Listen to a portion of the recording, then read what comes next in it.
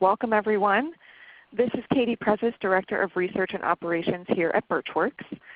Today our Managing Director, Linda Burtch, and Naomi Keller will share the results of the 2017 rendition of our Data Science Salary Study. We're glad you could join us today. I want to review a quick logistics items before we dive in here. First, only our presenters will be speaking, so your phones and microphones are muted.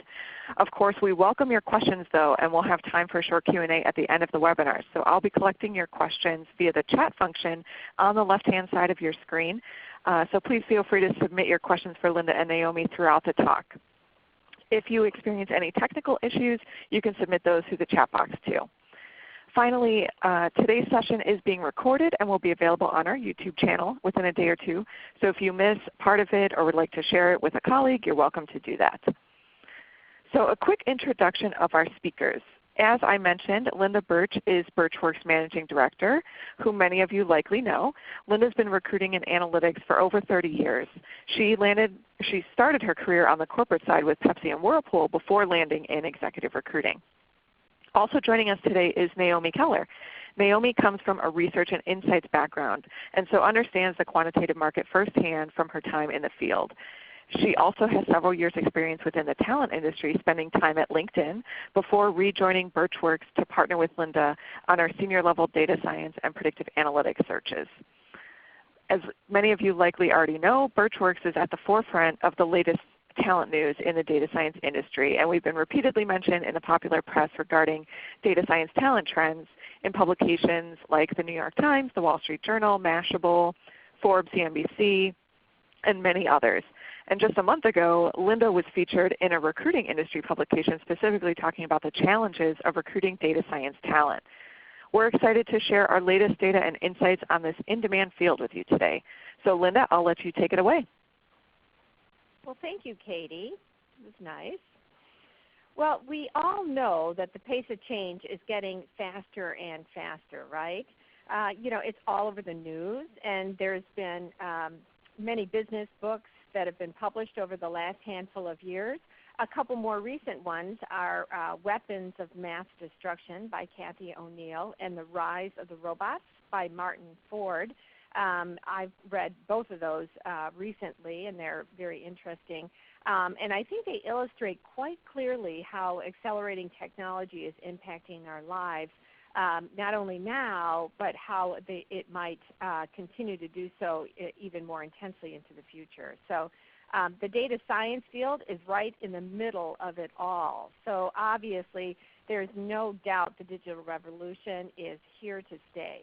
Now the amount of data is doubling every year at this point. So sensors are everywhere. I had lunch on Monday with a contact that works at Nike, and he was telling me about how they're developing connected clothing. Yikes. Machine learning, artificial intelligence, deep learning, quantum computing. At this point, we're only scratching the surface of that, of all the coming technology. So aren't you glad you're a data scientist? Our field is rapidly expanding and evolving, and over a short number of years we've seen what I would call at least a mini explosion of people getting into data science. And the headline news for today is that it's had an impact on compensation. And I think this year's numbers really illustrate that point well. So without further ado, let's jump right in, shall we?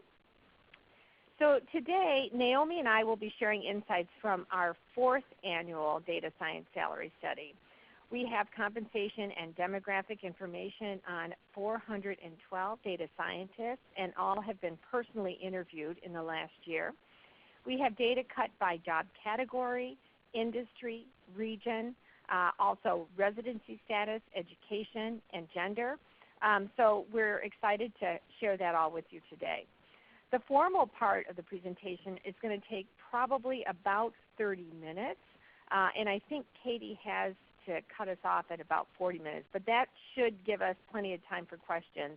So don't be shy. Be sure to start sending them in. Now Naomi is going to jump in and get things started for us. Naomi?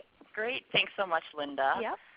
So in terms of agenda, we're going to cover a number of items today. So first, how we define and identify data scientists. Second, their demographic profile. Third, the average salaries, changes that we've seen, and trends that we've been seeing over a number of years. Then we're going to switch and talk about other noteworthy findings that we came across. Some tips of those for those of you who are searching for data scientists, and as Linda just mentioned, we'll then answer some questions live at the end. So first, we get asked this all the time. How do we define data scientists? It's a good question, as I'm sure most of you on the line can attest to, because almost everyone has a different way of thinking about it. So at Burtch Works, we think about data scientists and predictive analytics professionals as related but two different groups. So in terms of similarities, both are able to analyze data, glean insights from it, and prescribe action for their organization based on it. They obviously both have quantitative skill sets like modeling. But in terms of their differences, it really is about the types of data that they're working with. So with data scientists, their work tends to focus on unstructured, streaming, or sensor data, while predictive analytics professionals tend to use structured data. As a result of this differentiation, data scientists tend to have computer science, coding, and programming skill sets that most traditional predictive analytic professionals do not. Many data scientists have formal training, meaning a master's or a PhD in a quantitative or computer science-oriented area like math, statistics, computer science, or engineering.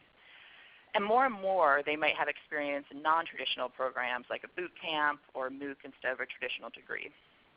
You know, it seems like there has been more candidates now with master's degrees who then beef up their skills through the MOOCs or boot camps, and then they get into data science jobs. And I would say that contrasts with what was going on 3 or 4 years ago, when getting a data science job was tough to do without that PhD and much deeper learning in training in computer and coding skills. Mm-hmm. Yeah, I think that completely makes sense. And I think as we'll repeat likely throughout this presentation, you'll see a theme. You know, continuous education within the data science field really is essential. Given the speed of change, I think sort of continually going to boot camps, MOOCs, all of that is really important within that field. In terms of tool sets, so data scientists tend to use many tools to accomplish their work. A few of them that we hear all the time are R, Python, Hadoop, Spark, Scala. TensorFlow is another one that seems to be gaining popularity. And this is a little bit different than the predictive analytics field, where we typically see most of those folks using R or SAS, although Python is emerging within that field as well. So now quickly, just to highlight people that we do not include within this study. That is going to be software developers, predictive modelers, obviously, as we just discussed, traditional MBAs, BI folks, and then data scientists who are more on the IT side instead of analytics side of things. You know, and before we leave this, I think it's important to point out another observation that we've noticed. There's a lot more blurring now between the predictive analytics and professionals and data scientists. You know, predictive analytics people are really hungry to learn how to use all this unstructured data that's become available now, and are really boning up on their computer science skills and kind of embracing that the idea of moving into working with unstructured data. It's a really good thing. Yep. Great. So now that we know someone is a data scientist, we classify them into one of 6 job categories. And this is really broken up into 2 main buckets. So as you can see on the left-hand side, we have the individual contributors, and on the right-hand side, we have the managers. The individual contributors has been broken up into 3 levels based on years of experience. And on the manager side, it's broken up also into 3 levels, and that's based on number of direct reports. All right, so now let's talk about what a typical data scientist looks like, so their demographic profile. Data scientists continue to be, it continues to be a very young profession. 37% of data scientists have fewer than 5 years of experience, and 2/3 have fewer than 10 years of experience. And you know what, while there will be continue to be an increase in the overall number of data scientists, this proportion will continue to skew younger for many, many years into the future. Mm-hmm. Unsurprisingly, data scientists are very highly educated, as we've mentioned, so nearly 9 out of 10 have a graduate degree. And we're continuing to see some interesting trends in the educational profile of data scientists, which we've discussed, and we'll also dig in a little bit in the future as well. Yeah, and let me break in one more time, Naomi, here. Another interesting point here is that our future careers will demand continuous education, right? We've said that probably 4 times already. So getting a deep spike, maybe through a PhD program, may not make as much sense anymore if you're interested in applying data science skills within the business world. Yep. But still, our data shows, despite all of these trends that we're talking about, that when you compare data scientists to other predictive analytics professionals, there is still a much higher prevalence of PhDs. So if you look on the right side of this graph, you can see about 40% of data scientists hold a PhD, while only 17% of those in analytics do. In terms of field of study, data scientists tend to study math, statistics, engineering, or computer science while in school. 36% of data scientists are foreign-born. I think this is an important consideration, especially for the HR folks and hiring managers on the call today. It's really a compelling reason to consider being open to visa candidates when you're looking for talent. This is especially true on the junior end. So if you look at the bottom of this chart, the IC1, so that's going to be individual contributors at level 1, nearly half of that group are foreign-born. In terms of geography, 40% of data scientists live on the West Coast and another 28% live in the Northeast. So attracting data scientists to other regions can prove tricky. So if you're a Midwestern or Southern organization, really try to think about ways and things that you can offer candidates that's unique or attractive. Certainly compensation always talks because of cost of living on the coast can be daunting. But honestly, like just good old courting of candidates really goes a long way, highlighting your culture, all of that good stuff. Technology firms continue to be the largest employers of data scientists at over 40%. Financial services and marketing and advertising rank distant second and third place. All right, so now let's look at gender. Only 15% of data scientists are female, and this figure has been pretty steady over the years. Yeah, and I should point out that this is very much comparable to most STEM fields. Among early career professionals, so again, that's at the individual contributor level 1, 20% of that cohort is female, but that drops to only 4% in the executive leadership pool. Great, so now I'm going to pass it back to Linda to talk about salary specifics. Okay, thank you, Naomi. Well, finally, let's get into some details on salary. This year's data shows a couple of new trends that I want to share with you that I think is quite interesting and pretty different than what we've seen in the past. So, okay, this chart and this information here I suspect will be greeted with a lot of enthusiasm by the human resources teams that are on the call today, but maybe not so much by the data scientists on the call.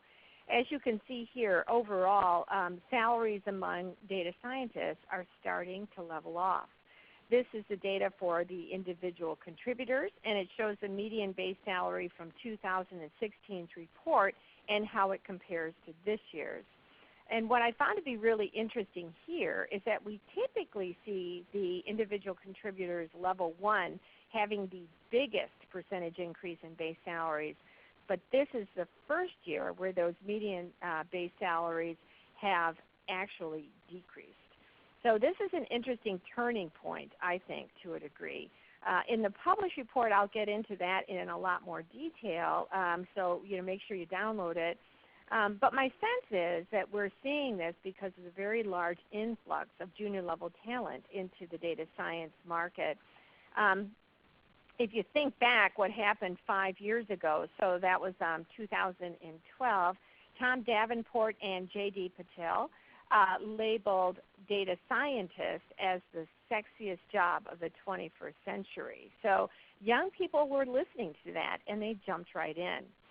Also, I have another theory here, and that the data science groups are getting larger. So there's less of a need, so meaning within corporations, and there's less of a need now for the jack-of-all-trades unicorn that also comes with a very high price tag.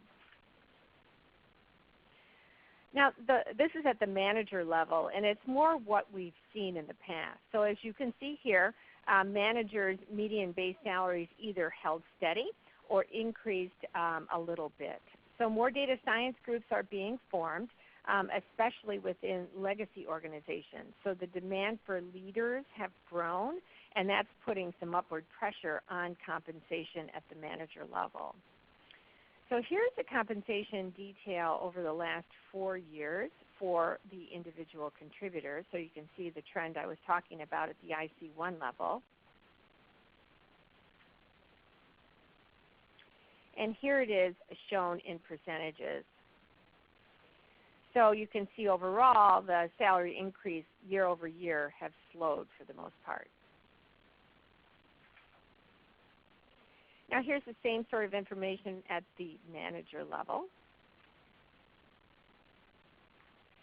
And then this page shows the clear uptick in the management salaries as a percentage.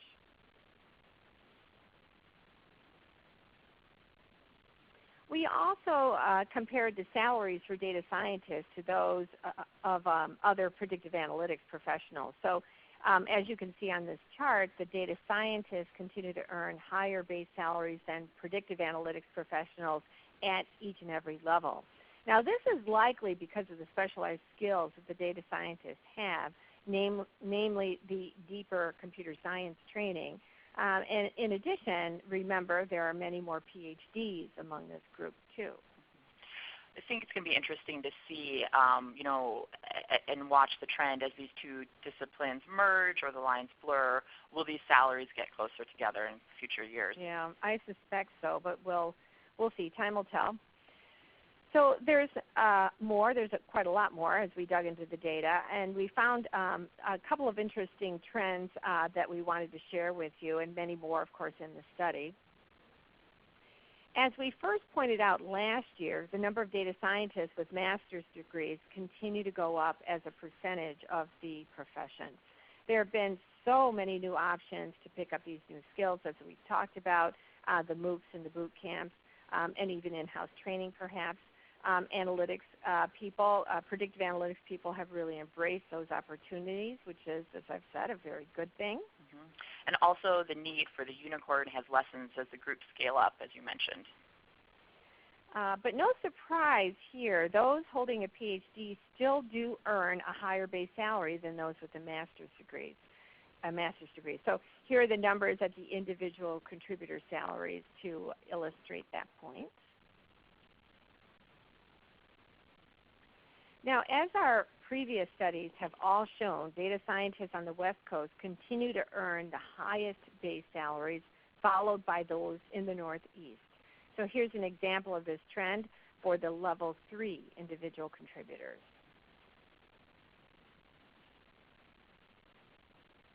For nearly all of the job categories, data scientists employed in the tech industry tend to earn higher base salaries than those employed in other industries. Here you can see the example for level 2 managers. Now, I will say that there is an exception to this. Again, it's not true at the individual contributor level 1, and that's, again, early career people. And this is likely because tech companies are able to attract early career data scientist talent without paying salary premiums, and the overall pool of that talent that's available is continuing to get bigger. So it's really the other more mature industries that need to court young talent with richer compensation packages. And many times what we see happening is these legacy organizations don't have the potentially lucrative equity grants to use as enticement, so they have to make up for it in richer base salary packages. So that's really good to know for the young people out there that are just starting their careers. Okay, so let's recap and run down the major demographic trends among data scientists that Naomi went through with you. First, 41% hold PhDs and 49% hold master's degrees. 68% work or live on the coast. 41% are employed by tech organizations, and 36% are foreign-born. Also, 15% are women. And here's a quick recap of our compensation findings. Base salaries shifted only slightly by single digits. Data scientists continue to out-earn others in predictive analytics. The highest base salaries are paid on the coast. Tech and gaming data scientists earn more, with the exception, as I said, at the IC1 level. And then PhDs earn higher base salaries. Now, I've thrown a lot of data at you. We've covered a lot of information today, but again, more is available in our full report. I think it just went up this morning, so it's available to be downloaded now.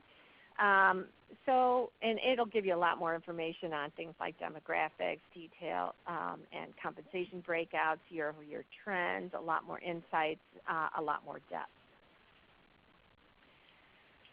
Okay, so I want to wrap up with a few pieces of advice for those of you listening today who are recruiting for these still quite hard to find unicorns.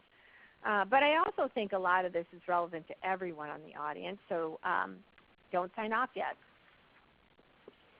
First, if you're looking to hire a data scientist leader, it's clearly important to vet the prospects for those deep technical skills and knowledge. But I'll say that it's even more important to evaluate whether the candidate has the ability to influence at the senior leadership level. The ability to evangelize the use of data within your organization is critically important in order to ensure the success of the data science team. Next, your ability to sponsor or transfer visas will provide you with access to the entire data science pool. And if you don't, it will significantly, of course, limit the talent you can consider, and especially if you're looking for junior talent. So be sure to keep that in mind. Now, when you embark upon a search for data science talent, you need to remember that the availability of this talent is still quite limited. Go into a search with your eyes wide open. You'll likely need to figure out where you can compromise. Yeah, for example, are there areas where you could potentially train a skill set that's missing, or can you coach or mentor someone on their soft skills, just as an example? Yeah, those are great points. Now, because of the continued shortage, it's also very important that data scientists considering your organization know that their work is going to be valued. And one way that they judge this is where within the organization the data science team sits. Does it report into marketing, or is it under strategy? Maybe it's in finance or IT. The one piece of advice I will give you related to this, that if it's under the IT group, oftentimes you might have a more challenging search because we get pushback when it's under IT. So use caution when you're putting together an organizational chart. This is really because people view IT more as an operations part of the organization, and data scientists really consider, for the most part, consider themselves part of the strategy. And of course, you need to keep in mind there are a lot of options out there for data scientists. So it's really, really important to sell your opportunity to your data science prospects. They are likely considering a number of competing options, so you need to do some courting, as Naomi has alluded to earlier. It's really not that hard. The hiring manager should definitely stay in touch during the entire recruiting process with the prospect, maybe offering to answer any questions or to get into more detail or examples of projects, or maybe talking about where the top priorities are. You know, it may make sense maybe to meet in a casual setting over dinner, or maybe send some company swag to their home. It's amazing how far things like that go. It doesn't always have to be about money or even a grand gesture. It's the little things that really will hit candidates hard and convince them that they like your culture and want to join your team. So data scientists highly value access to the latest tools and technology, so you need to keep that in mind and be sure you support that. It can actually be a deal breaker when a data scientist is considering career options available to them. They will compare what tools are being used between organizations. Continuous education is a requirement now for anybody's successful long-term career. So if you offer opportunities to learn, again, maybe through outside seminars or conferences, maybe through in-house training, you'll have a leg up on your competition. So now, before I turn this back over for a quick commercial about Burtch Works, I would like to heartily thank Katie Prezis, who's our research director and the keeper of all these numbers, and Stacy Bosowski, our social media manager, who makes all our webinars, blogs, flash surveys. She manages my Twitter. I don't do that. And all the social media stuff possible. Thank you guys very much. Now, back to you, Katie. Well, thank you, Linda. And yes, let's jump into a quick commercial here before we get to Q&A. We've received some good questions so far, but if you have one on your mind, feel free to send those in to me through the chat function, and we'll get to them in just a minute. But of course, you know, we wanted to talk about for a minute, if you're looking to add to your data science staff, we'd be happy to speak with you and do some brainstorming about that. We offer both contingency and retained services from entry-level data scientists all the way up to chief data scientist searches. We actually just finished a retainer for a chief data scientist a month or two ago for a startup firm in DC, so our searches really do kind of run the gamut. Feel free to send us an email if you want to chat. Our email address is on the screen here. Linda and Naomi love brainstorming and learning about teams and their plans for growth, so definitely get in touch if that sounds like you. Well, we have definitely covered a lot today, but these are just the highlights. So if you're looking for more information, be sure to go to our website, www.burtchworks.com/study, to download our entire report. It is available for free, and it is up right now. You can also follow Burtch Works across our social media channels. That way you can stay up to date on all of our latest research. And speaking of, be sure to join us for Facebook Live Fridays.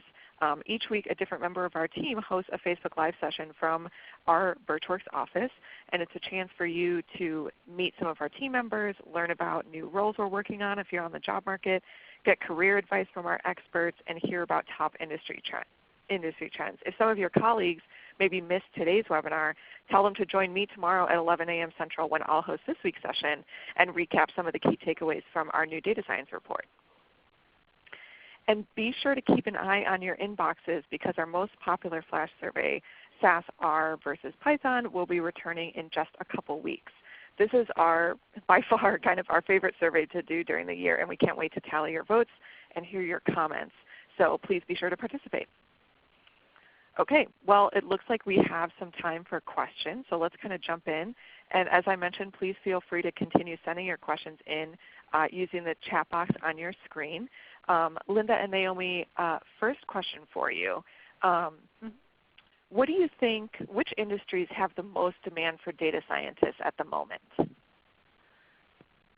Well, you know, clearly still the tech industry dominates because there's so many positions, there's so many companies out there. It's a high growth area. But there's some emerging industries too in data science where we're seeing a lot of interest. So certainly in the IoT area, Internet of Things area, there's a lot of growth and new positions. Healthcare is another on the payer and provider side. And biotech also, lots of interesting stuff going on there. And the insurance industry, although it's not glamorous, it's an industry that has high potential for some, really sort of deep dives into data and figuring out smarter ways to address our whole, all the issues going on with the cost of healthcare at this point. Great, thanks, Linda. We talked a little bit, we've been talking about it in blogs too, about kind of increasing internal training for data scientists. So someone asked, do you see companies increasing their training budgets for their data science staff?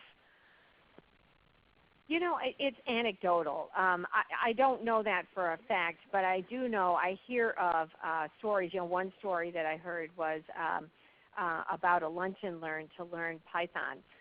And, you know, one of the youngsters coming into the group really, you know, was pretty passionate about using Python, and other folks on the team that were more seasoned, more mature, really wanted to see what it was all about. And so they had a series of lunch and learns where this young person took control and taught everybody Python, which is really terrific. But other programs in-house are I'm hearing about more and more, which again is always a really good thing, and it gets people in the habit of always understanding, wanting to know what's next as opposed to what's always been.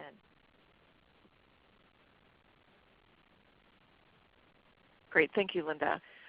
We received a couple questions about how seriously employers take like MOOC or boot camp experience on someone's resume when they're evaluating candidates. Can you speak to that a little bit? Right, right. And that's a question that we get all the time, and it's a good one. It depends. You need to go into a MOOC or a boot camp with some pretty solid training in some sort of analytics discipline. So because otherwise it might not be a successful experience for you. Also, you need to make sure that the rigor within the boot camp that you sign up for, because these are expensive. I mean, boot camps are in the range of $15,000. So you really need to make sure that their outcomes are positive. So ask a lot of questions about where are the graduates going, understand where some of the success stories are. I'm not an expert in all the MOOCs and the boot camps, but I do know that a lot of people are flocking to them, and you shouldn't do it lightly. You really should make sure you do your research. Great, thank you. We received a question from someone kind of more on the hiring side of it. What do you observe as the average length of the recruiting process to bring on a data scientist?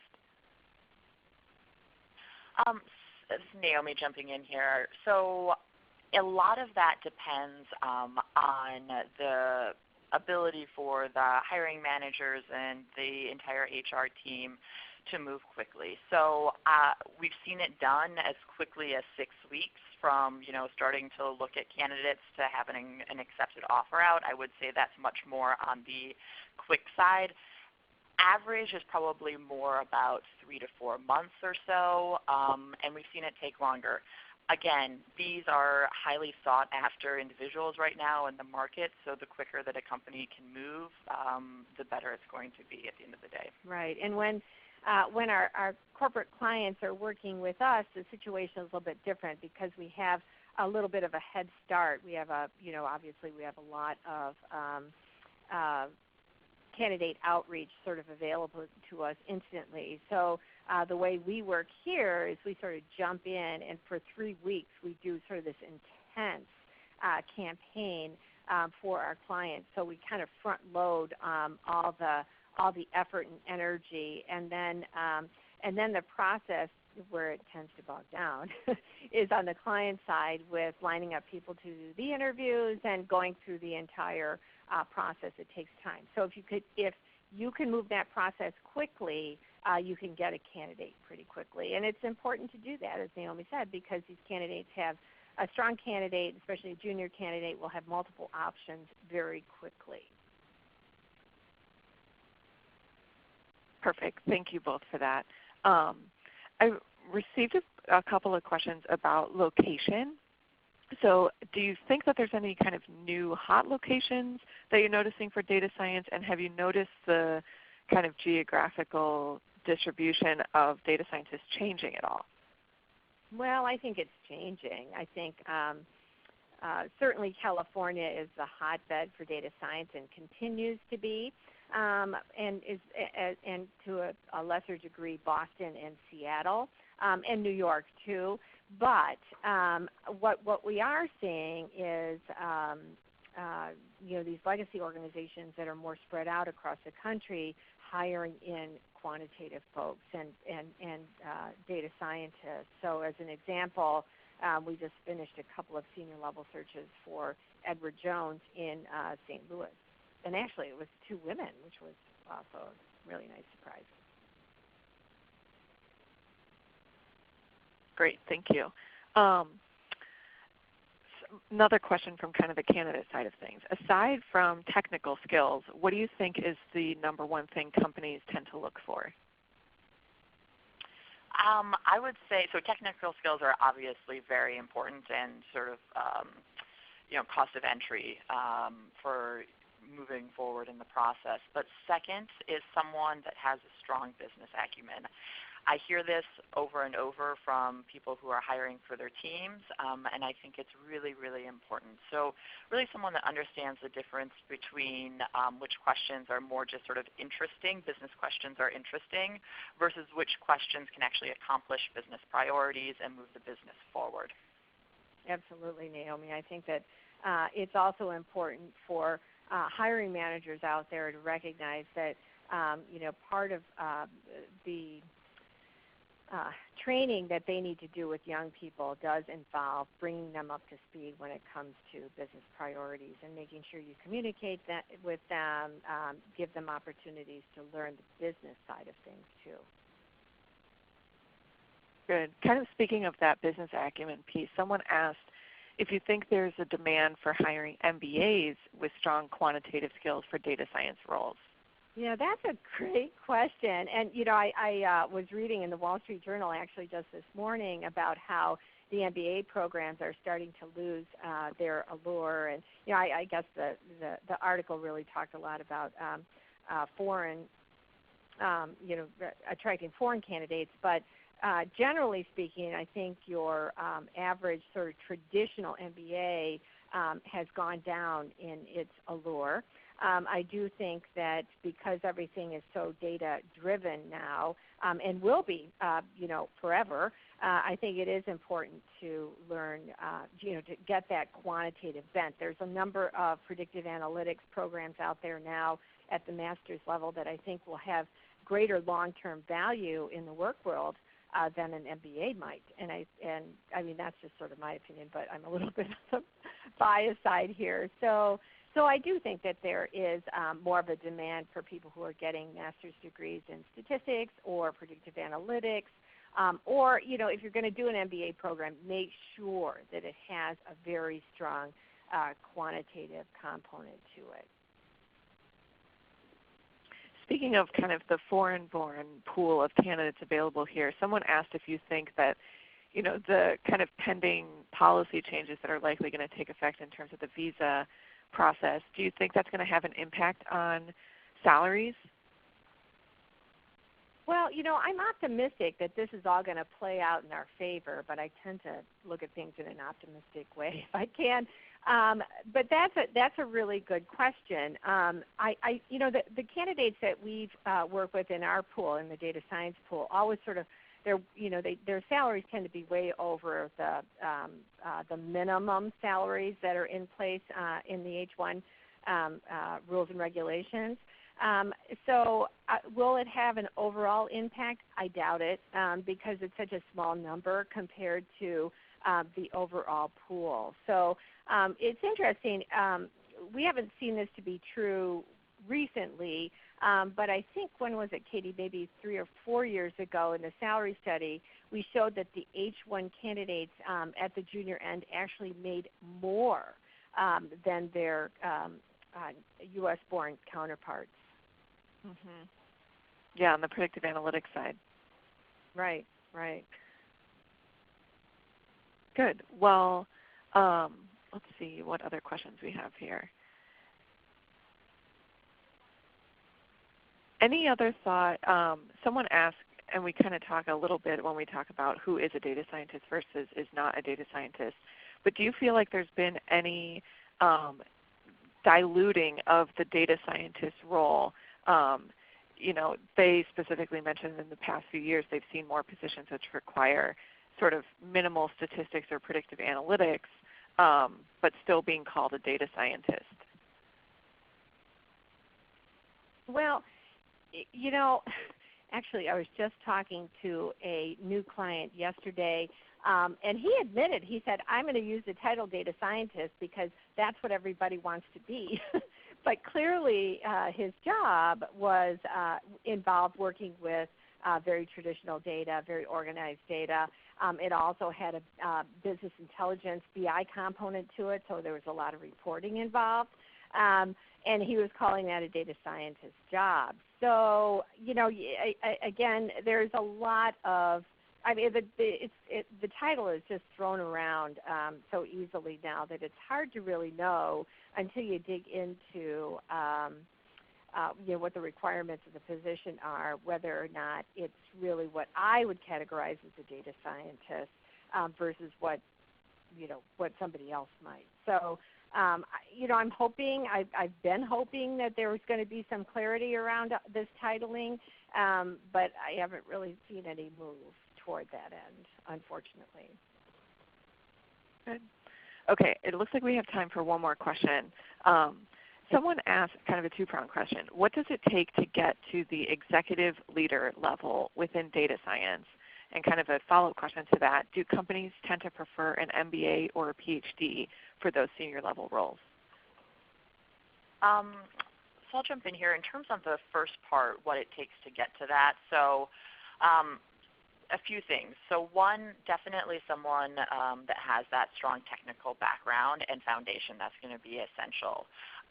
The second thing, as we kind of mentioned before, is someone that has that strong business acumen and really can partner cross-functionally. And as Linda mentioned when she was talking during the report, really evangelize the importance of data science within the organization to executive leadership.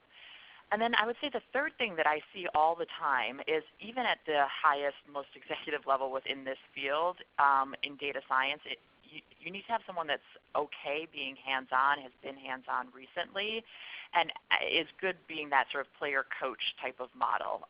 Can jump in, get in with the data, but obviously also lead and guide the team and create the analytic roadmap overall. And I would say consistently I talk to candidates about that sort of balance between being hands-on and leading, given, as we had talked about during the presentation, how quickly this industry is changing, the new tools that are consistently becoming available. It's really important to have at least part of your job remain hands-on. Right, and I would say that a lot of people are, I don't want to say the best candidates necessarily, but in so many ways, when I hear a senior leader say, you know what, I can't get too far away from the data, otherwise, that's what I like about my job. So, I'll do it on the weekends, or I just can't get too far away from it. So that is an important aspect. It's not all about leadership. So what was the second part, Katie? Do they require a PhD or an MBA? Well, not an MBA. Definitely not an MBA. They're really looking for somebody that has an advanced degree of some sort. Once you get to the point where you're leading a team, a PhD is a strong credential to have, certainly, but it's not the be-all, end-all. So, but I would say if you have an MBA and you're looking for a leadership role in data science, it will be a hard road because nobody will be convinced that you're deep enough. I mean, analytics, everybody out there who's a statistician or a mathematician or, a PhD in physics, whatever, this stuff is not insignificant. It's hard. And it's really hard to learn mathematics, deep mathematics, without sort of rigorous and formal training. You just can't pick it up on the weekends. It's hard to do it through a MOOC unless you have a pretty strong foundation.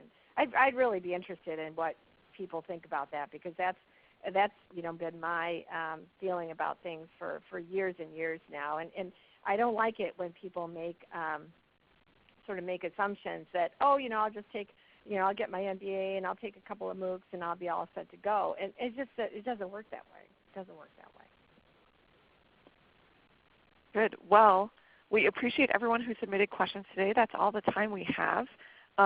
So be sure to visit www.burtchworks.com/study to download our full report now. And if you want to connect further with us, our email address is shown up here too. We'd love to hear from you. Thank you so much for joining us today, everyone. Have a good day. Thanks, everybody. Thank you.